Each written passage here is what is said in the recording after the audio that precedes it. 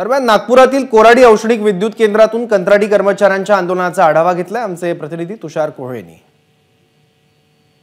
कोराडी औष्णिक विद्युत केंद्रातील देखील 6000 कंत्राटी कर्मचारी आजपासून बेमुदत संपावर गेलेले आपण बघू शकतो की कोराडी औष्णिक विद्युत केंद्राच्या समोर हे सर्व कर्मचारी ठिय्या आंदोलनावर बसलेले आहे। आज जे आम्हाला जे मूलभूत अधिकार आहे ते सुद्धा आम्हाला देण्यासाठी नकारले जात आहे। आमची काही मोठी मागणी नाही आहे। पगार वाढ सगळ्यात महत्त्वाची आहे, जे भेटायला पाहिजे।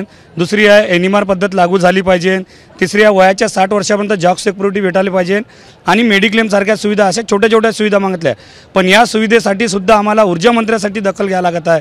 आमची एवढीच मागणी आहे की ऊर्जा मंत्र्यांना तात्काळ जे आज 42 कंत्राटी कामगार पारेषण वितरण डिस्ट्रीब्युशनमध्ये उतरलेले आहे यांना न्याय देण्यासाठी आपल्या दलनात स्वतःच्या अध्यक्षतेमध्ये तात्काळ बैठक घ्यावी आणि या ज्या मागण्यासाठी कामगार उतरले आहे त्यांचा तो न्याय त्यांना मिळून द्यावा, जेणेकरून त्यांच्या सरकारला सुद्धा याचा फायदा मिळेल। आमचं जर समजा आंदोलन आम्ही आता 100% सक्सेस करण्याच्या याच्यामध्ये लागलेले आहे आणि आमचा कोराडी प्लॅनमधला सर्व कृती समिती आणि ज्या युनियनचे सभासद आहेत हे सर्व आमचे कामगार बंधू बाहेर आहेत रात्री 12 वाजल्यापासून आणि महानिर्मितीमध्ये बाहेरून जे समजा निर्मितीवर परिणाम होईल होईलच, झालाच पाहिजे, होणारच 100% होईल। आम्हाला खात्री आहे। परिणाम कधी दिसेल? आजची जे कंडिशन आहे हे एकदम लाईटवर आलेली आहे। म्हणजे जिथं 400 किंवा 500 वर जात होतं आज ते 250